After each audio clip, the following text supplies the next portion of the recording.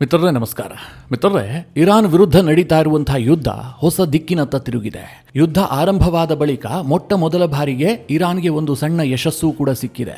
ಇದನ್ನು ಸಣ್ಣದು ಅಂತ ಹೇಳೋದಕ್ಕೂ ಕೂಡ ಸಾಧ್ಯ ಇಲ್ಲ, ಒಂದು ರೀತಿಯಲ್ಲಿ ದೊಡ್ಡ ಯಶಸ್ಸೇ. ಇನ್ನೊಂದು ಕಡೆ ಯುದ್ಧ ನಿಲ್ಲಿಸಲು ಸಲಹೆ ನೀಡಿದಂತಹ ಇರಾನ್ನ ಮಾಜಿ ಅಧ್ಯಕ್ಷ ಮತ್ತು ಮಾಜಿ ವಿದೇಶಾಂಗ ಸಚಿವರಿಗೆ ಈಗ ಸಂಕಷ್ಟ ಎದುರಾಗಿದೆ. ಅವರನ್ನು ಬಂಧಿಸಬೇಕು ಅನ್ನುವಂತಹ ಆಗ್ರಹ ಒಂದು ಕಡೆ ಕೇಳಿಬರ್ತಾ ಇದ್ರೆ, ಇನ್ನೊಂದು ಕಡೆಯಲ್ಲಿ ನಿಮ್ಮ ಮನೆಗೆ ಬೆಂಕಿ ಇಡ್ತೀವಿ ಅನ್ನುವಂತಹ ಧಮಕಿ ಶುರುವಾಗಿದೆ. ಇದೆಲ್ಲದರ ನಡುವೆ ಅಮೆರಿಕದ ಮಾಧ್ಯಮಗಳು ವರದಿ ಮಾಡಿದ್ವಲ್ಲ, ಇರಾನ್ನ ಸ್ಪೀಕರ್ ಅಮೆರಿಕದೊಂದಿಗೆ ಟಚ್ನಲ್ಲಿದ್ದಾರೆ ಅಂತ. ಈಗ ಅದೇ ಇರಾನ್ನ ಸ್ಪೀಕರ್ ಅಮೆರಿಕಾಗೆ ಧಮಕಿ ಹಾಕಿದ್ದಾರೆ. ಏನಂತ ಗೊತ್ತಾ? ನಾವು ಬಾಬಲ್ ಮಂದೇಬ್ನನ್ನು ಕೂಡ ಡಿಸ್ಟರ್ಬ್ ಮಾಡ್ತೀವಿ, ಅಂದರೆ ರೆಡ್ ಸಿ ಸಂಪರ್ಕವನ್ನು ಕಟ್ ಮಾಡ್ತೀವಿ ಎನ್ನುವ ರೀತಿಯಲ್ಲಿ ಅವರು ಎಚ್ಚರಿಕೆ ಕೊಟ್ಟಿದ್ದಾರೆ. ಇನ್ನೊಂದು ಕಡೆ ಇರಾನ್ನ ಇನ್ಫಾರ್ಮೇಷನ್ ವಾರ್ಫೇರ್ ನೆಕ್ಸ್ಟ್ ಲೆವೆಲ್ ಅನ್ನು ತಲುಪಿದೆ. ಅವರು ಹೇಳ್ತಾ ಇದ್ದಾರೆ, ನಮ್ಮ ರೆಜೀಮನ್ನು ಚೇಂಜ್ ಮಾಡೋಕ್ಕೆ ಬಂದಂತಹ ಅಮೆರಿಕದಲ್ಲೇ ಈಗ ರೆಜೀಮ್ ಚೇಂಜ್ ಆಗಿಬಿಟ್ಟಿದೆ, ಹೀಗಂತ ಲೇವಡಿ ಮಾಡಲಾಗ್ತಾ ಇದೆ. ಈ ಎಲ್ಲ ವಿಚಾರಗಳ ಕುರಿತಾಗಿ ಈ ವಿಡಿಯೋದಲ್ಲಿ ನಿಮಗೆ ಡೀಟೇಲ್ ಆಗಿ ಮಾಹಿತಿ ಕೊಡುವಂತಹ ಪ್ರಯತ್ನ ಮಾಡ್ತೀನಿ. ನೀವು ಈ ವಿಡಿಯೋನ ಕೊನೆವರೆಗೂ ಮಿಸ್ ಮಾಡದೆ ನೋಡಿ. ಕಳೆದ 24 ಗಂಟೆಗಳಲ್ಲಿ ಜಗತ್ತಿನಲ್ಲಿ ಒಂದು ವಿಚಾರ ಬಹಳ ದೊಡ್ಡ ಮಟ್ಟದಲ್ಲಿ ಸದ್ದು ಮಾಡ್ತಾ ಇದೆ. ಅದೇನು ಕೇಳಿದ್ರೆ, ಅಮೆರಿಕದ F-15 ಯುದ್ಧ ವಿಮಾನವನ್ನು ಇರಾನ್ ಶೂಟ್ ಡೌನ್ ಮಾಡಿದೆ. ಅತ್ಯಂತ ಆಧುನಿಕವಾದಂತಹ ಅಮೆರಿಕನ್ ಟೆಕ್ನಾಲಜಿಯ ಯುದ್ಧ ವಿಮಾನವನ್ನು ಇರಾನ್ ತನ್ನ ಏರ್ ಡಿಫೆನ್ಸ್ ಅನ್ನು ಬಳಸಿಕೊಂಡು ಹೊಡೆದುಹಾಕಿದೆ. ಇಲ್ಲಿ ವಿಮಾನವನ್ನು ಕಳಕೊಂಡು ಅಮೆರಿಕ ಒಂದು ರೀತಿಯಲ್ಲಿ ಅವಮಾನವನ್ನು ಎದುರಿಸ್ತಾ ಇದೆ. ಇನ್ನೊಂದು ಕಡೆಯಲ್ಲಿ ಅದರ ಪೈಲಟ್ ಕೂಡ ಮಿಸ್ಸಿಂಗ್ ಆಗಿದ್ದಾನೆ. ಈ F-15 ಟ್ವಿನ್ ಸೀಟರ್ ಯುದ್ಧ ವಿಮಾನ, ಅದರಲ್ಲಿ 2 ಪೈಲಟ್ಗಳಿರ್ತಾರೆ. ಅದರಲ್ಲಿ ಓರ್ವ ಪೈಲಟ್ನನ್ನ ದಾಳಿ ಆಗ್ತಿದ್ದ ಹಾಗೆ ಅಮೆರಿಕ ಅದೇಗೋ ರಕ್ಷಣೆ ಮಾಡಿದೆಯಂತೆ. ಆದರೆ ಇನ್ನೋರ್ವ ಪೈಲಟ್ ಮಾತ್ರ ಇದುವರೆಗೆ ಸಿಕ್ಕಿಲ್ಲ. ಆತ ಇರಾನ್ನ ನೆಲದಲ್ಲಿ ಲ್ಯಾಂಡ್ ಆಗಿರುವ ಬಗ್ಗೆ ಶಂಕೆ ವ್ಯಕ್ತವಾಗ್ತಾ ಇದೆ. ಒಂದು ಕಡೆ ಇರಾನ್ ಹೇಳ್ತಾ ಇದೆ, ಆ ಪೈಲಟ್ನನ್ನ ಹುಡುಕಿ ಕೊಟ್ಟಿದ್ದೆ ಆದರೆ ಅವರಿಗೆ ದೊಡ್ಡ ಬಹುಮಾನವನ್ನು ಕೊಡ್ತೀವಿ ಅಂತ ಇರಾನ್ನ ಸರ್ಕಾರ ಘೋಷಣೆ ಮಾಡಿದೆ. ಇನ್ನೊಂದು ಕಡೆ ಅಮೆರಿಕ ಸರ್ಚಿಂಗ್ ಆಪರೇಷನ್ ಅನ್ನು ಕೂಡ ಕೈಗೊಂಡಿದೆ. ಸದ್ಯ ಮಿತ್ರರೇ, ಈ ಪೈಲಟ್ ಬದುಕಿರುವಂತಹದ್ದು ಕನ್ಫರ್ಮ್ ಆಗಿದೆ. ಅದು ಹೇಗೆ ಕೇಳಿದ್ರೆ, ಈ ಜೆಟ್ ಬೀಳುತ್ತಲ್ಲ ಇರಾನ್ನ ಒಂದು ಪ್ರದೇಶದಲ್ಲಿ, ಅಲ್ಲಿಂದ ಕೆಲವೇ ಮೀಟರ್ಗಳ ದೂರದಲ್ಲಿ ಪೈಲಟ್ನ ಇಜೆಕ್ಟ್ ಸೀಟ್ ಪತ್ತೆ ಆಗಿದೆ. ಆ ಇಜೆಕ್ಟ್ ಸೀಟ್ಗೆ ಯಾವುದೇ ರೀತಿಯಲ್ಲೂ ಹಾನಿಯಾಗಿಲ್ಲ, ಅದು ಸೇಫ್ ಆಗಿ ಬಂದು ಭೂಮಿಯಲ್ಲಿ ಲ್ಯಾಂಡ್ ಆಗಿದೆ. ಹೀಗಾಗಿ ಪೈಲಟ್ಗೆ ಯಾವುದೇ ರೀತಿಯಲ್ಲೂ ಕೂಡ ಹಾನಿಯಾಗಿಲ್ಲ, ಆತ ಸುರಕ್ಷಿತವಾಗಿದ್ದಾನೆ ಎನ್ನುವಂತಹ ವಿಚಾರ ಇರಾನ್ಗೆ ಕನ್ಫರ್ಮ್ ಆಗಿದೆ. ಹೀಗಾಗಿ ಆ ಪ್ರದೇಶದಲ್ಲಿ ಭಾರಿ ಪ್ರಮಾಣದಲ್ಲಿ ಸರ್ಚಿಂಗ್ ಆಪರೇಷನ್ ಅನ್ನ ಇರಾನ್ ಕೈಗೊಂಡಿದೆ. ಅಂದ್ರೆ ಆ ಪೈಲಟ್ನನ್ನ ಜೀವಂತವಾಗಿ ಸೆರೆ ಹಿಡಿಬೇಕು ಅನ್ನುವಂಥದ್ದು ಇರಾನ್ನ ಉತ್ಸಾಹ. ಒಂದು ವೇಳೆ ಆ ಪೈಲಟ್ ಏನಾದರೂ ಇರಾನ್ ಕೈಗೆ ಸಿಕ್ಕಾಕೊಂಡಿದ್ದೆ ಆದರೆ ಅದು ಇರಾನ್ಗೆ ಒಂದು ದೊಡ್ಡ ವಿಜಯವೇ. ಅವನನ್ನು ಇಟ್ಕೊಂಡು ಇರಾನ್ ಏನು ಮಾಡುತ್ತೆ ಕೇಳಿದ್ರೆ, ಇರಾನ್ಗೆ ಬಾರ್ಗೇನಿಂಗ್ ಪವರ್ ಜಾಸ್ತಿ ಆಗುತ್ತೆ. ಇನ್ನು ಕೆಟ್ಟ ಸನ್ನಿವೇಶದಲ್ಲಿ ಆತನಿಗೆ ಚಿತ್ರಹಿಂಸೆಯನ್ನು ಕೊಟ್ಟು ಆ ವಿಡಿಯೋಗಳನ್ನು ರಿಲೀಸ್ ಮಾಡುವ ಮೂಲಕ ಅಮೆರಿಕದ ಸೈನಿಕರ ಆತ್ಮಸ್ಥೈರ್ಯವನ್ನು ಕುಂದಿಸುವ ಕೆಲಸಕ್ಕೂ ಕೂಡ ಇರಾನ್ ಕೈ ಹಾಕಬಹುದು. ಆ ಸಾಧ್ಯತೆಗಳು ಬಹಳ ಕಡಿಮೆ ಇದೆ. ಒಂದು ವೇಳೆ ಅಂತಹ ವಿಡಿಯೋಗಳನ್ನು ರೆಕಾರ್ಡ್ ಮಾಡಿ ಇರಾನ್ ಏನಾದರೂ ಹರಿಬಿಟ್ಟಿದ್ದೆ ಆದರೆ ಆಗ ಅಮೆರಿಕ ವಿಪರೀತವಾಗಿ ಸಿಟ್ಟುಗೊಳ್ಳುತ್ತೆ. ನಂತರದ ದಾಳಿಗಳು ಇನ್ನಷ್ಟು ತೀಕ್ಷ್ಣವಾಗಿರುತ್ತೆ. ಇರಾನ್ ಮೇಲೆ ಅಮೆರಿಕ ಏನು ಮಾಡುತ್ತೆ ಅಂತ ಹೇಳೋದಕ್ಕೆ ಸಾಧ್ಯ ಇಲ್ಲ. ಹೀಗಾಗಿ ಅಂತಹ ಸಾಹಸಕ್ಕೆ ಇರಾನ್ ಕೈ ಹಾಕೋದಿಲ್ಲ. ಬದಲಾಗಿ ಆತನನ್ನು ಸೆರೆ ಹಿಡಿದುಕೊಂಡು ಅಮೆರಿಕದ ಮೇಲೆ ಒತ್ತಡ ಹಾಕುವ ತಂತ್ರಕ್ಕೆ ಇರಾನ್ ಮುಂದಾಗಬಹುದು. ಅದೇ ಕಾರಣದಿಂದ ಇರಾನ್ ಆ ಪೈಲಟ್ಗಾಗಿ ಭಾರಿ ಹುಡುಕಾಟವನ್ನು ನಡೆಸಿದೆ. ಇತ್ತ ಕಡೆಯಲ್ಲಿ ಅಮೆರಿಕ ಏನು ಸುಮ್ಮನೆ ಇಲ್ಲ. ಯಾವಾಗ ಪೈಲಟ್ ಬದುಕಿದಾನೆ ಎನ್ನುವಂಥದ್ದು ಕನ್ಫರ್ಮ್ ಆಯಿತು, ಅಮೆರಿಕ ಕೂಡ ಇರಾನ್ನಲ್ಲಿ ಆ ಜೆಟ್ ಕೊಲ್ಯಾಪ್ಸ್ ಆದಂತಹ ಭಾಗದಲ್ಲಿ ದೊಡ್ಡ ಪ್ರಮಾಣದಲ್ಲಿ ಸರ್ಚಿಂಗ್ ಆಪರೇಷನ್ ಅನ್ನು ಕೈಗೊಂಡಿದೆ. ಅಮೆರಿಕದ ಮಾಧ್ಯಮಗಳಲ್ಲಿ ಬರ್ತಾ ಇರುವಂತಹ ವರದಿಗಳನ್ನು ನೋಡಿದ್ರೆ, ಹೆಲಿಕಾಪ್ಟರ್ಗಳನ್ನು ಕೂಡ ಬಳಸಿಕೊಂಡು ಆ ಪ್ರದೇಶದಲ್ಲಿ ಸರ್ಚಿಂಗ್ ಆಪರೇಷನ್ ಅನ್ನು ಕೈಗೆತ್ತಿಕೊಳ್ಳಲಾಗಿದೆ, ಹೀಗಂತ ಹೇಳಲಾಗ್ತಾ ಇದೆ. ಇನ್ನೊಂದು ಕಡೆ ಇರಾನ್ ಹೇಳ್ತಾ ಇದೆ, ಹೀಗೆ ಸರ್ಚಿಂಗ್ ಆಪರೇಷನ್ಗೆ ಬಂದಿದ್ದಂತಹ ಅಮೆರಿಕದ ಹೆಲಿಕಾಪ್ಟರ್ಗಳನ್ನು ಕೂಡ ನಾವು ಶೂಟ್ ಡೌನ್ ಮಾಡಿದ್ದೀವಿ, ಹೀಗಂತ ಇರಾನ್ನ ಸ್ಟೇಟ್ ಮೀಡಿಯಾ ಹೇಳ್ಕೊಂಡಿದೆ. ಕೆಲ ವಿಡಿಯೋಗಳು ಕೂಡ ರಿಲೀಸ್ ಆಗಿದ್ದಾವೆ. ಅದರಲ್ಲಿ ಹೆಲಿಕಾಪ್ಟರ್ಗಳು ಹಾರ್ತಾ ಇರುವಂತಹದ್ದು, ಕೆಳಗಡೆ ನಿಂತ್ಕೊಂಡು ಚಿಕ್ಕ ಚಿಕ್ಕ ಗನ್ಗಳಲ್ಲಿ ಶೂಟ್ ಮಾಡ್ತಿರುವಂತಹ ವಿಡಿಯೋಗಳು ರೆಕಾರ್ಡ್ ಆಗಿದೆ. ಒಂದು ವೇಳೆ ಅಮೆರಿಕ ಏನಾದರೂ ಈ ಸರ್ಚಿಂಗ್ ಆಪರೇಷನ್ಗೆ ಹೆಲಿಕಾಪ್ಟರ್ಗಳನ್ನು ಬಳಸಿದೆ ಅಂತಾದರೆ ಅದು ದೊಡ್ಡ ವಿಚಾರವೇ. ಅಮೆರಿಕ ಭಾರಿ ಒತ್ತಡದಲ್ಲಿದೆ ಅನ್ನುವಂಥದ್ದು ಕನ್ಫರ್ಮ್ ಆಗುತ್ತೆ. ಯಾಕೆ ಕೇಳಿದ್ರೆ, ಇರಾನ್ ಅಮೆರಿಕದ F-15 ಅಂತಹ ಅತ್ಯಾಧುನಿಕ ಯುದ್ಧ ವಿಮಾನವನ್ನೇ ಹೊಡೆದು ಹಾಕಿದೆ. ಅಂತಹದ್ರಲ್ಲಿ ಹೆಲಿಕಾಪ್ಟರ್ಗಳು ಅತ್ಯಂತ ಕೆಳ ಪ್ರದೇಶದಲ್ಲಿ ಹಾರಾಟ ನಡೆಸ್ತವೆ. ಅವುಗಳನ್ನು ಹೊಡೆದು ಹಾಕುವಂತಹದ್ದು ಬಹಳ ಈಸಿ. ಆದರೂ ಕೂಡ ಅಮೆರಿಕ ರಿಸ್ಕ್ ತೆಗೆದುಕೊಂಡಿದೆ ಅಂತಂದ್ರೆ ಅವರು ಯಾವ ಮಟ್ಟಿನ ಒತ್ತಡವನ್ನು ಎದುರಿಸ್ತಾ ಇದ್ದಾರೆ ಅಂತ ಊಹೆ ಮಾಡ್ಕೊಳ್ಳಿ. ಇನ್ನೊಂದು ಕಡೆ ನ್ಯೂಯಾರ್ಕ್ ಟೈಮ್ಸ್ ಹೇಳ್ತಾ ಇದೆ, ಹೀಗೆ ಸರ್ಚಿಂಗ್ ಆಪರೇಷನ್ಗೆ ಹೋದಂತಹ ಹೆಲಿಕಾಪ್ಟರ್ ಮೇಲೆ ದಾಳಿ ಆಗಿರೋದು ನಿಜ, ಆದರೆ ಅದರಲ್ಲಿರುವಂತಹ ಪೈಲಟ್ಗಳು ಸುರಕ್ಷಿತವಾಗಿದ್ದಾರೆ, ಅವರು ಸೇಫ್ ಆಗಿ ಬಂದು ನಿಗದಿತ ಪ್ರದೇಶದಲ್ಲಿ ಲ್ಯಾಂಡ್ ಆಗಿದ್ದಾರೆ ಎನ್ನುವಂತಹ ಮಾಹಿತಿಯನ್ನ ನ್ಯೂಯಾರ್ಕ್ ಟೈಮ್ಸ್ ತನ್ನ ವರದಿಯಲ್ಲಿ ಪ್ರಕಟಿಸಿದೆ. ಇನ್ನು ಈ ಯುದ್ಧ ವಿಮಾನ ಪತನಗೊಳ್ಳುತ್ತಿದ್ದ ಹಾಗೆ ಟ್ರಂಪ್ ಅವರಿಗೆ ಇರುವೆ ಬಿಟ್ಟಂಗಾಗಿದೆ. ಇದು ಆಗಲೇಬೇಕು ಕೂಡ. ಯಾಕೆ ಅಂತಂದರೆ ಪ್ರತಿ ಬಾರಿಯೂ ಕೂಡ ಟ್ರಂಪ್ ಅವರು ಅಮೆರಿಕದ ಸೇನೆ ಸರ್ವಶಕ್ತವಾದಂತಹ ಸೇನೆ, ವಿಶ್ವದಲ್ಲಿ ಇದಕ್ಕೆ ಕಂಪೇರ್ ಮಾಡುವಂತಹ ಸೇನೆಯೇ ಇಲ್ಲ, ಈ ರೀತಿಯಾಗೆಲ್ಲ ಬಿಲ್ಡಪ್ ಕೊಡ್ತಾ ಇದ್ರು. ಅಂದರೆ ನಾವು ಎಲ್ಲದನ್ನು ಜಯಿಸಿಕೊಳ್ತೀವಿ ಅನ್ನುವಂಥ ಅಹಂಭಾವ ಟ್ರಂಪ್ಗೆ ಬಂದುಬಿಟ್ಟಿತ್ತು. ಆದರೆ ಈಗ ಇರಾನ್ನಂತಹ ಒಂದು ಸಾಮಾನ್ಯ ಏರ್ ಡಿಫೆನ್ಸ್ ಇಟ್ಕೊಂಡಿರುವಂತಹ ಸೇನೆ, ಟ್ರಂಪ್ ಅವರೇ ಹೇಳದಂತೆ ಇರಾನ್ ಬಳಿಯಲ್ಲಿ ಯಾವುದೇ ಏರ್ ಡಿಫೆನ್ಸ್ ಸಿಸ್ಟಮ್ ಇಲ್ಲ, ನೇವಿ ಇಲ್ಲ, ಏರ್ ಫೋರ್ಸ್ ಇಲ್ಲ, ಎಲ್ಲದನ್ನು ನಾವು ಹೊಡೆದಾಕಿದ್ದೀವಿ ಅಂತ ಅವರೇ ಹೇಳ್ಕೊಂಡಿದ್ರು. ಆದರೆ ಈಗ ಅದೇ ಇರಾನ್ ಅಮೆರಿಕದ F-15 ಹೊಡೆದು ಹಾಕಿದೆ. ಸಹಜವಾಗಿ ಟ್ರಂಪ್ ಅವರಿಗೆ ಇದು ಭಾರಿ ಒತ್ತಡವನ್ನು ಕ್ರಿಯೇಟ್ ಮಾಡಿದೆ. ಹೀಗಾಗಿ ಅವರು ಸೇನಾಧಿಕಾರಿಗಳಿಗೆ ತರಾಟೆಯನ್ನು ಕೂಡ ತೆಗೆದುಕೊಂಡಿದ್ದಾರಂತೆ.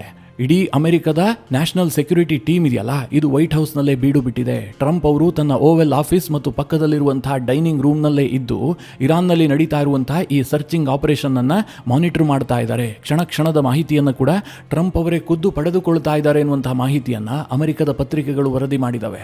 ಇನ್ನು ಈ ಘಟನೆಯ ಕುರಿತಾಗಿ NBC ನ್ಯೂಸ್ ಜೊತೆಗೆ ಟ್ರಂಪ್ ಒಂದು ಚಿಕ್ಕ ಫೋನ್ ಸಂದರ್ಶನ ಕೊಟ್ಟಿದ್ದಾರೆ. ಅದರಲ್ಲಿ ಟ್ರಂಪ್ ಏನ್ ಹೇಳಿದ್ದಾರೆ ಗೊತ್ತಾ?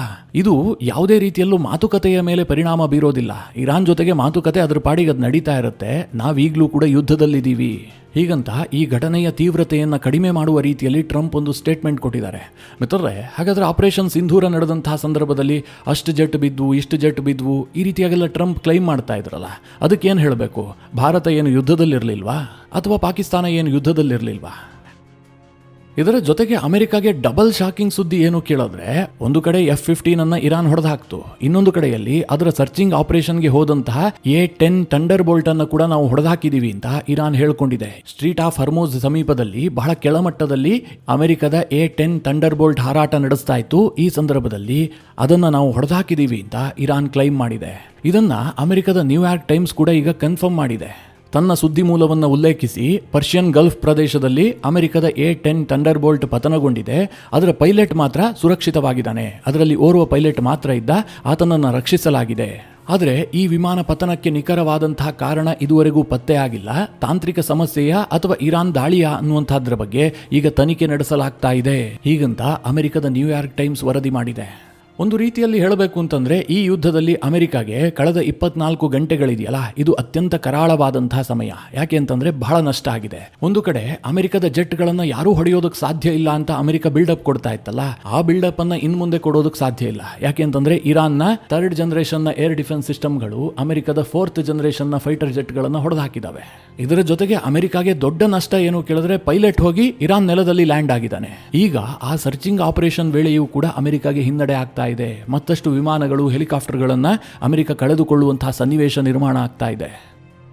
ಇದೆಲ್ಲದರ ನಡುವೆ ಸೆಂಟ್ಕಾಮ್ ಒಂದು ಮಾಹಿತಿಯನ್ನು ಬಿಡುಗಡೆ ಮಾಡಿದೆ. ಆ ಪ್ರಕಾರವಾಗಿ ಈ ಯುದ್ಧದಲ್ಲಿ ಅಂದ್ರೆ 36 ದಿನ ಆಯ್ತಲ್ಲ ಈ ಯುದ್ಧ ಶುರುವಾಗಿ, ಇಷ್ಟು ದಿನದಲ್ಲಿ ಅಮೆರಿಕದ ಒಟ್ಟು 365 ಮಂದಿ ಸೈನಿಕರು ಗಾಯಗೊಂಡಿದ್ದಾರೆ, 13 ಜನ ಸೈನಿಕರು ಮೃತಪಟ್ಟಿದ್ದಾರೆ, ಹೀಗಂತ ಸೆಂಟ್ಕಾಮ್ ಹೇಳ್ಕೊಂಡಿದೆ. ಇದರಲ್ಲಿ ಭೂಸೇನೆಯ 247 ಮಂದಿಗೆ ಗಾಯಗಳಾಗಿದ್ರೆ, ನೇವಿಯ 63 ಮಂದಿಗೆ ಗಾಯಗಳಾಗಿದೆ. ಜೊತೆಗೆ ಏರ್ ಫೋರ್ಸ್ನ 36 ಸಿಬ್ಬಂದಿಗಳಿಗೂ ಕೂಡ ಗಾಯಗಳಾಗಿದೆ ಅಂತ ಅಮೆರಿಕದ ಸೆಂಟ್ಕಾಮ್ ಹೇಳ್ಕೊಂಡಿದೆ. ಇನ್ನು ಈ ಯುದ್ಧ ಶುರುವಾದ ದಿನದಿಂದಲೂ ಕೂಡ ಇರಾನ್ನ ಒಳಗೆ ಏನಾಗ್ತಾ ಇದೆ, ಅಲ್ಲಿನ ಒಳ ರಾಜಕೀಯ ಹೇಗಿದೆ, ಅದ್ರ ಬಗ್ಗೆ ನಾನು ನಿಮಗೆ ಮಾಹಿತಿಯನ್ನ ಕೊಡ್ತಲೇ ಇದ್ದೆ. ಅಲ್ಲಿನ ಅಧ್ಯಕ್ಷರು ಮತ್ತು ಮಿಲಿಟರಿಯ ನಡುವೆ ಆಗ್ತಾ ಇರುವಂತಹ ಘರ್ಷಣೆ, ಜನರ ಪ್ರತಿಭಟನೆ, ಇದೆಲ್ಲದರ ಬಗ್ಗೆ ಹೇಳ್ತಾ ಇದ್ದೆ. ಈ ನಡುವೆ ಮತ್ತೊಂದು ಇಂಪಾರ್ಟೆಂಟ್ ಬೆಳವಣಿಗೆ ಆಗಿದೆ. ಅದೇನು ಕೇಳಿದ್ರೆ, ಮಾಜಿ ಅಧ್ಯಕ್ಷ ಮತ್ತು ಮಾಜಿ ವಿದೇಶಾಂಗ ಸಚಿವ ಇಬ್ಬರೂ ಕೂಡ ಯುದ್ಧ ನಿಲ್ಲಿಸುವ ಬಗ್ಗೆ ಒಂದು ಮಹತ್ವವಾದಂತಹ ಸ್ಟೇಟ್ಮೆಂಟ್ ಅನ್ನ ಕೊಟ್ಟಿದ್ರು. ಒಂದು ವೇಳೆ ಇರಾನ್ ಏನಾದರೂ ಈ ದಿಕ್ಕಿನತ್ತ ಸಾಗಿದ್ದೇ ಆಗಿದ್ರೆ ಇರಾನ್ ಬದುಕುಳಿತಾ ಇತ್ತು, ಇರಾನ್ಗೆ ಮುಂದೆ ಹೆಚ್ಚಿಗೆ ನಷ್ಟ ಆಗ್ತಾ ಇರಲಿಲ್ಲ, ಅವರು ಕೂಡ ಡೆವಲಪ್ಮೆಂಟ್ನ ಹಾದಿಯನ್ನು ಹಿಡಿಬಹುದಾಗಿತ್ತು. ಅಂತಹ ಒಂದು ಉತ್ತಮ ಸಲಹೆಯನ್ನು ಇರಾನ್ನ ಮಾಜಿ ಅಧ್ಯಕ್ಷ ಮತ್ತು ಮಾಜಿ ವಿದೇಶಾಂಗ ಸಚಿವರು ಕೊಟ್ಟಿದ್ರು. ಈಗ ಅವರಿಬ್ಬರಿಗೆ ಸಂಕಷ್ಟ ಎದುರಾಗಿದೆ. ಅವರು ಈ ಸಲಹೆಯನ್ನು ಕೊಟ್ಟ ಕಾರಣದಿಂದಾಗಿ ಅವರನ್ನು ಅಮೆರಿಕದ ಏಜೆಂಟ್ಗಳು ಅಂತ ಇರಾನ್ನಲ್ಲಿ ಕರೀತಾ ಇದ್ದಾರೆ. ಅವರ ಬಂಧನಕ್ಕೆ ಇರಾನ್ನ ಸಂಸದರು ಒತ್ತಾಯ ಮಾಡಿದರೆ ಅವರ ಮೇಲೆ ದಾಳಿ ಮಾಡ್ತೀವಿ ಅಂತ ಅಲ್ಲಿನ ಕಟ್ಟರ್ ಪಂಥೀಯರು ಎಚ್ಚರಿಕೆ ಕೊಟ್ಟಿದ್ದಾರೆ. ಅಷ್ಟಕ್ಕೂ ಆ ಸಲಹೆ ಕೊಟ್ಟಂತಹ ಮಾಜಿ ಅಧ್ಯಕ್ಷರ ಹೆಸರೇನು ಕೇಳಿದ್ರೆ ಹಸನ್ ರೋಹಾನಿ. ಇವರು 2013ರಿಂದ 2021ರವರೆಗೆ ಇರಾನ್ನ ಅಧ್ಯಕ್ಷರಾಗಿ ಕೆಲಸ ಮಾಡಿದ್ರು. ಈ ಹಿಂದೆ ಟ್ರಂಪ್ ಅವರು ಇರಾನ್ ಮೇಲೆ ತೀವ್ರ ಒತ್ತಡ ಹಾಕಿ ಅನೇಕ ದಿಗ್ಬಂಧನಗಳನ್ನು ಹಾಕಿದ್ರಲ್ಲ, ಅದನ್ನೆಲ್ಲ ಯಶಸ್ವಿಯಾಗಿ ನಿಭಾಯಿಸಿದಂತಹ ಒಬ್ಬ ಅಧ್ಯಕ್ಷ. ಸದ್ಯ ಇವರೀಗ ಮಾಜಿ ಅಧ್ಯಕ್ಷ. ಆದರೆ ಇವರು ಯುದ್ಧ ನಿಲ್ಲಿಸೋದ್ರ ಬಗ್ಗೆ ಒಂದಷ್ಟು ಸ್ಟೇಟ್ಮೆಂಟ್ಗಳನ್ನು ಕೊಟ್ಟಿದ್ರು. ಅವ್ರೇನು ಹೇಳಿದ್ರು ಅಂತಂದ್ರೆ, ಈ ಯುದ್ಧವನ್ನ ಗೌರವಯುತವಾಗಿ ಅಂತ್ಯಗೊಳಿಸೋದಕ್ಕೆ ಸಿದ್ಧತೆಯನ್ನ ಮಾಡಿಕೊಳ್ಬೇಕು, ಅಂದ್ರೆ ಇರಾನ್ ಕೂಡ ಸ್ವಲ್ಪ ಬಗ್ಗಬೇಕು ಅಂತ ಇವರು ಸಲಹೆ ಕೊಟ್ಟಿದ್ರು. ಜೊತೆಗೆ ದೇಶದ ಹಿತಾಸಕ್ತಿಯನ್ನು ಕಾಪಾಡುವಂತಹ ದೃಷ್ಟಿಯಲ್ಲಿ ಯುದ್ಧವನ್ನ ಅಂತ್ಯ ಮಾಡಬೇಕು. ಹಾಗೆ ಯುದ್ಧ ನಿಂತರೂ ಕೂಡ ಸ್ಟ್ರೀಟ್ ಆಫ್ ಹರ್ಮೋಸ್ ಮೇಲಿನ ಇರಾನ್ನ ನಿಯಂತ್ರಣವನ್ನ ಹಾಗೆ ಮುಂದುವರಿಸಬೇಕು. ಯುದ್ಧ ನಿಲ್ಲಿಸೋದಕ್ಕೆ ಇದು ಸರಿಯಾದಂತಹ ಸಮಯ. ಇದರಿಂದಾಗಿ ಇರಾನ್ನ ಇಸ್ಲಾಮಿಕ್ ರಿಪಬ್ಲಿಕ್ ಸಹ ಉಳಿಯುತ್ತೆ, ಇನ್ನೊಂದು ಕಡೆಯಲ್ಲಿ ಇರಾನ್ ಸಹ ಉಳ್ಕೊಳ್ಳುತ್ತೆ, ಹೀಗಂತ ಹಸನ್ ರುಹಾನಿ ದೇಶಕ್ಕೊಂದು ಸಲಹೆ ಕೊಟ್ಟಿದ್ರು. ಮಿತ್ರರೇ, ಇದೀಗ ಕೆಲವರನ್ನ ಕೆರಳಿಸಿದೆ. ಹಾಗೆ ಯುದ್ಧದ ಬಗ್ಗೆ ಮಾತನಾಡದಂತಹ ಇನ್ನೋರ್ವ ನಾಯಕ ಅಂತಂದ್ರೆ ಜಾವಾದ್ ಜಾರೀಫ್. ಇವರು ಇರಾನ್ನ ಮಾಜಿ ವಿದೇಶಾಂಗ ಸಚಿವ. ಅವರೊಂದು ಆರ್ಟಿಕಲ್ ಅನ್ನ ಬರೆದು ಅದರಲ್ಲಿ ಇರಾನ್ ಮುಂದೆ ಯಾವ್ಯಾವ ಕ್ರಮಗಳನ್ನು ಕೈಗೊಳ್ಳಬೇಕು, ಹೇಗೆ ಯುದ್ಧ ನಿಲ್ಲಬೇಕು ಅದ್ರ ಬಗ್ಗೆ ಲೇಖನ ಬರೆದಿದ್ರು. ಅದು ಈಗ ಇರಾನಿಗಳನ್ನ ಕೆರಳಿಸಿದೆ. ಯಾಕೆ ಕೇಳಿದ್ರೆ ಆ ಲೇಖನದಲ್ಲಿ ಜಾರಿಫ್ ಹೇಳ್ತಾರೆ, ಈಗ ಕೇವಲ ಸೀಸ್ ಫೈರ್ ಸಾಕಾಗೋದಿಲ್ಲ, ಸಂಘರ್ಷದ ಮೂಲ ಕಾರಣಗಳನ್ನು ನಾವು ಪರಿಹಾರವನ್ನು ಮಾಡಿಕೊಳ್ಬೇಕು. ಅದಕ್ಕೋಸ್ಕರವಾಗಿ ಇರಾನ್ ಅಂತಾರಾಷ್ಟ್ರೀಯ ಮೇಲ್ವಿಚಾರಣೆಯಲ್ಲಿ ನಿಯಂತ್ರಿತ ಯುರೇನಿಯಂ ಎನ್ರಿಚ್ಮೆಂಟ್ಗೆ ಅವಕಾಶವನ್ನು ಪಡೆದುಕೊಳ್ಳಬೇಕು. ಇದಕ್ಕೆ ಪ್ರತಿಯಾಗಿ ಇರಾನ್ ಅಣ್ವಸ್ತ್ರವನ್ನು ಅಭಿವೃದ್ಧಿ ಮಾಡೋದಿಲ್ಲ ಅನ್ನುವಂತಹ ಭರವಸೆಯನ್ನ ಜಗತ್ತಿಗೆ ನೀಡಬೇಕು. ಹಾಗೆ ಅಮೆರಿಕ ವಿಧಿಸಿರುವಂತಹ ಎಲ್ಲಾ ಸ್ಯಾಂಕ್ಷನ್ಸ್ಗಳನ್ನು ತೆರವು ಮಾಡೋದಕ್ಕೆ ಪ್ರಯತ್ನವನ್ನ ಮಾಡಬೇಕು. ಅಮೆರಿಕ ಮತ್ತು ಇರಾನ್ನ ನಡುವೆ ನಾನ್ ಅಗ್ರೆಷನ್ ಪ್ಯಾಕ್ಟ್ ಅನ್ನ ಮಾಡಿಕೊಳ್ಬೇಕು. ಅಂದ್ರೆ ಇನ್ಮುಂದೆ ಯಾವುದೇ ಕಾರಣಕ್ಕೂ ದಾಳಿ ಮಾಡೋದಿಲ್ಲ ಅನ್ನುವಂತಹ ಭರವಸೆಯನ್ನ ಅಮೆರಿಕ ಕೂಡ ಕೊಡಬೇಕು. ಹೀಗಂತ ಜವಾದ್ ಜಾರಿಫ್ ತನ್ನ ಲೇಖನದಲ್ಲಿ ಬರೆದಿದ್ರು. ಈಗ ಇದೇ ವಿಚಾರ ಇವರಿಬ್ಬರಿಗೂ ಕೂಡ ಮುಳುವಾಗಿದೆ. ಇರಾನ್ನ ಕಟ್ಟರ್ ಪಂಥೀಯರು ಇದನ್ನು ವಿರೋಧಿಸ್ತಾ ಇದ್ದಾರೆ. ಹಡ್ಡಡಿಯನ್ ಅನ್ನುವಂತಹ ಒಬ್ಬ ಮೂಲಭೂತವಾದಿ ಓಪನ್ ಆಗಿ ಜಾರಿಫ್ಗೆ ಎಚ್ಚರಿಕೆಯನ್ನ ಕೊಟ್ಟಿದ್ದಾನೆ. 3 ದಿನಗಳ ಒಳಗಾಗಿ ತಮ್ಮ ಮಾತನ್ನ ಹಿಂತೆಗೆದುಕೊಳ್ಬೇಕು. ಹಾಗಾಗದೇ ಇದ್ರೆ ನಾವೆಲ್ಲರೂ ಸೇರಿ 4ನೇ ದಿನ ನಿಮ್ಮ ಮನೆಯ ಮೇಲೆ ದಾಳಿ ಮಾಡ್ತೀವಿ ಅಂತ ಆತ ಎಚ್ಚರಿಕೆ ಕೊಟ್ಟಿದ್ದಾನೆ. ಹಾಗೆ ಹಡ್ಡಾಡಿಯನ್ ಇರಾನ್ನ ಸರ್ಕಾರಕ್ಕೊಂದು ಪ್ರಶ್ನೆ ಮಾಡಿದ್ದಾನೆ. ಈ ಜಾರಿಫ್ ತನ್ನನ್ನು ತಾನು ಅಮೆರಿಕಕ್ಕೆ ಮಾರಿಕೊಂಡಿರೋದಕ್ಕೆ ಇನ್ನೂ ಏನಾದರೂ ಸಾಕ್ಷಿ ಬೇಕು ಅಂತ ಹುಡುಕ್ತಾ ಇದ್ದೀರಾ? ಹೀಗಂತ ಆತ ಸರ್ಕಾರವನ್ನು ಕೂಡ ಪ್ರಶ್ನೆ ಮಾಡಿದ್ದಾನೆ. ಇನ್ನೊಂದು ಕಡೆ ಇರಾನ್ನ ಕಟ್ಟರ್ಪಂಥೀಯ ಸಂಸದನಾಗಿರುವಂತಹ ಹಮೀದ್ ರಸೇಯಿ ಇರಾನ್ನ ಮಾಜಿ ಅಧ್ಯಕ್ಷ ಹಸನ್ ರೋಹಾನಿ ಮತ್ತು ಈ ಜಾರಿಫ್ ಇಬ್ಬರನ್ನೂ ಕೂಡ ತಕ್ಷಣ ಬಂಧನ ಮಾಡಬೇಕು ಅಂತ ಕರೆ ಕೊಟ್ಟಿದ್ದಾನೆ. ನಾನು ಯಾಕೆ ಈ ಮಾತನ್ನ ಇಲ್ಲಿ ಉಲ್ಲೇಖ ಮಾಡಿದೆ ಅಂತಂದ್ರೆ, ಇರಾನ್ನಲ್ಲಿ ಸದ್ಯದ ಪರಿಸ್ಥಿತಿಯಲ್ಲಿ ಯುದ್ಧ ನಿಲ್ಲಿಸುವ ಬಗ್ಗೆ ಮಾತನಾಡೋದಿದೆಯಲ್ಲ, ಅದು ಅವರ ಜೀವಕ್ಕೆ ಸಂಚಕಾರ ತರುತ್ತೆ. ಆ ರೀತಿಯಾಗಿ ಇಡೀ ಇರಾನ್ ಕಟ್ಟರ್ಪಂಥೀಯರ ಕೈಯಲ್ಲಿ ಸಿಕ್ಕಾಕೊಂಡಿದೆ. ಈ ಯುದ್ಧ ಎಷ್ಟಾದರೂ ಪರವಾಗಿಲ್ಲ, ಇರಾನ್ ಅದಕ್ಕೆ ಎಷ್ಟು ಬೆಲೆ ತೆತ್ತರೂ ಕೂಡ ಪರವಾಗಿಲ್ಲ, ಯುದ್ಧ ನಿಲ್ಲಬಾರದು, ಅಮೆರಿಕಾಗೆ ನಾವು ಹಾನಿ ಮಾಡ್ತಾ ಇದ್ದೀವಿ, ಇದು ನಿರ್ಣಾಯಕ ಯುದ್ಧ ಅಂತ ಅಲ್ಲಿನ ಕಟ್ಟರ್ಪಂಥೀಯರು ಭಾವಿಸಿದ್ದಾರೆ. ಹೀಗಾಗಿ ಮಿತ್ರರೇ, ಅಮೆರಿಕ ಏನೋ ಮಾತುಕತೆ ಆಗುತ್ತೆ, ಯುದ್ಧ ಅಂತ್ಯ ಆಗುತ್ತೆ, ಈ ರೀತಿಯಾಗೆಲ್ಲ ಹೇಳ್ತಾ ಇದೆಯಲ್ಲ, ಇದೆಲ್ಲವೂ ಕೂಡ ಅಸಂಭವ. ಒಂದು ವೇಳೆ ಯುದ್ಧ ನಿಲ್ಲಬೇಕಾದ್ರೆ ಅಮೆರಿಕ ಏಕಪಕ್ಷೀಯವಾಗಿ ಯುದ್ಧವನ್ನು ನಿಲ್ಲಿಸಬೇಕು. ಅಂದ್ರೆ ಹೇಗೆ ಬಂದರೂ ಹಾಗೆ ವಾಪಸ್ ಹೋಗಬೇಕು. ಇರಾನ್ ಏನೋ ಒಪ್ಕೊಳ್ಳುತ್ತೆ ಎನ್ನುವಂತಹ ಸಣ್ಣ ಸುಳಿವು ಕೂಡ ಆ ದೇಶದಿಂದ ಸಿಗ್ತಾ ಇಲ್ಲ. ಇನ್ನು ಟ್ರಂಪ್ ಪದೇ ಪದೇ ಹೇಳ್ತಾ ಇದ್ದಾರಲ್ಲ, ನಾವು ಮಾತುಕತೆ ನಡೆಸ್ತಾ ಇದ್ದೀವಿ ಅಂತ. ಈ ಸಂದರ್ಭದಲ್ಲಿ ಅಮೆರಿಕದ ಮಾಧ್ಯಮಗಳು ಏನು ಕ್ಲೈಮ್ ಮಾಡಿದ್ರು? ಇರಾನ್ನ ಸ್ಪೀಕರ್ ಆಗಿರುವಂತಹ ಗಾಲಿಬಾಫ್ ಅಮೆರಿಕದ ಜೊತೆಗೆ ಸಂಪರ್ಕದಲ್ಲಿದ್ದಾರೆ. ಈ ಗಾಲಿಬಾಫೇ ಇರಾನ್ನ ಟ್ರಂಪ್ ಅವರ ನೀಲಿಗಣ್ಣಿನ ವ್ಯಕ್ತಿ, ಹೀಗಂತ ಅಮೆರಿಕದ ಮಾಧ್ಯಮಗಳು ಬಿಂಬಿಸಿದ್ವು. ಆದರೆ ಈಗ ಅದೇ ಗಾಲಿಬಾಫೆ ಅಮೆರಿಕಾಗೆ ಎಚ್ಚರಿಕೆ ಕೊಟ್ಟಿದ್ದಾರೆ. ಹರ್ಮೋಸ್ ಜಲಸಂಧಿಯ ಮಾದರಿಯಲ್ಲಿ ಬಾಬಲ್ ಮಂದೇಬ್ ಜಲಸಂಧಿಯನ್ನ ಕೂಡ ನಾವು ಬಂದ್ ಮಾಡ್ತೀವಿ. ಇದರಿಂದ ಯಾವ್ಯಾವ ದೇಶಗಳು ಒತ್ತಡಕ್ಕೆ ಸಿಕ್ಕಾಕೊಳ್ತವೆ, ಯಾರು ಅದನ್ನು ಅವಲಂಬಿಸಿದ್ದಾರೆ ಎನ್ನುವಂತಹ ವಿಚಾರ ನಿಮಗೆಲ್ಲ ಗೊತ್ತಲ್ವಾ ಅಂತ ಅವರು ಎಚ್ಚರಿಕೆ ಕೊಟ್ಟಿದ್ದಾರೆ. ಅಂದರೆ ಬಾಬಲ್ ಮಂದೇಬ್ ಬಳಿಯಲ್ಲಿ ಯೆಮೆನ್ನ ಹೂತಿಗಳಿದ್ದಾರೆ, ಅವರನ್ನು ಬಳಸ್ಕೊಂಡು ಅದನ್ನು ಕೂಡ ಡಿಸ್ಟರ್ಬ್ ಮಾಡ್ತೀವಿ ಎನ್ನುವ ಲೆಕ್ಕಾಚಾರದಲ್ಲಿ ಗಾಲಿಬಾಫ್ ಸ್ಟೇಟ್ಮೆಂಟ್ ಅನ್ನು ಕೊಟ್ಟಿದ್ದಾರೆ. ಒಂದು ಕಡೆ ಇರಾನ್ ಯುದ್ಧ ಭೂಮಿಯಲ್ಲಿ ಯಶಸ್ವಿಯಾಗಿ ಯುದ್ಧ ಮಾಡ್ತಾ ಇದೆ. ಅವರು ಈಗಲೂ ಕೂಡ, ಅಂದರೆ ಯುದ್ಧ ಶುರುವಾಗಿ 36 ದಿನಗಳ ಬಳಿಕವೂ ಕೂಡ ಅಮೆರಿಕಾಗೆ ಹಾನಿ ಮಾಡುವಂತಹ ಶಕ್ತಿಯನ್ನು ಉಳಿಸ್ಕೊಂಡಿದ್ದಾರೆ. ಇನ್ನೊಂದು ಕಡೆ ಸೋಷಿಯಲ್ ಮೀಡಿಯಾದಲ್ಲಿ ತನ್ನ ಇನ್ಫಾರ್ಮೇಷನ್ ವಾರನ್ನು ನೆಕ್ಸ್ಟ್ ಲೆವೆಲ್ಗೆ ತೆಗೆದುಕೊಂಡು ಹೋಗಿದೆ. ಇರಾನ್ ಮತ್ತು ಅಮೆರಿಕದ ನಡುವೆ ಈ ಇನ್ಫಾರ್ಮೇಷನ್ ವಾರ್ಫೇರ್ನಲ್ಲಿ ಯಾರು ಜಯಗಳಿಸಿದ್ದಾರೆ ಅಂತಂದ್ರೆ ನೀವು ಅನ್ಡೌಟೆಡ್ಲಿ ಇರಾನ್ ಅಂತ ಹೇಳಬಹುದು. ಇವತ್ತು ಅಮೆರಿಕ ವಿಶ್ವದಲ್ಲೇ ಅತಿ ಹೆಚ್ಚು ಸೋಷಿಯಲ್ ಮೀಡಿಯಾಗಳನ್ನು ಇಟ್ಕೊಂಡಿದೆ. ಇನ್ಫಾರ್ಮೇಷನ್ ಟೆಕ್ನಾಲಜಿಯಲ್ಲಿ ಅಮೆರಿಕಾಗೆ ಸರಿಸಾಟಿಯಾದಂತಹ ಇನ್ನೊಂದು ದೇಶವೇ ಇಲ್ಲ. ಅಂತಹ ಅಮೆರಿಕವನ್ನ ಇರಾನ್ ಇನ್ಫಾರ್ಮೇಷನ್ ವಾರ್ಫೇರ್ನಲ್ಲಿ ಹಿಂದಿಕ್ಕಿದೆ. ಅವರು ತರಹೇವಾರಿ ಮೀಮ್ಸ್ಗಳು, AI ವಿಡಿಯೋಗಳನ್ನು ಹರಿಬಿಟ್ಟು ಅಮೆರಿಕಾಗೆ ಇನ್ನಿಲ್ಲದಂತೆ ಕಾಡ್ತಾ ಇದ್ದಾರೆ. ಅದರಲ್ಲಿ ಇತ್ತೀಚೆಗೆ ಬಹಳ ಇಂಟ್ರೆಸ್ಟಿಂಗ್ ಆಗಿದ್ದಂತಹ ಒಂದು ಫೋಟೋವನ್ನು ಸೌತ್ ಆಫ್ರಿಕಾದಲ್ಲಿರುವಂತಹ ಇರಾನ್ ಎಂಬಸಿ ಪೋಸ್ಟ್ ಮಾಡಿದೆ. ಆ ಫೋಟೋದಲ್ಲಿ ಅಮೆರಿಕದ ಕೆಲ ಸೇನಾಧಿಕಾರಿಗಳಿಗೆ ಇಂಟು ಮಾರ್ಕ್ ಅನ್ನು ಹಾಕಲಾಗಿದೆ.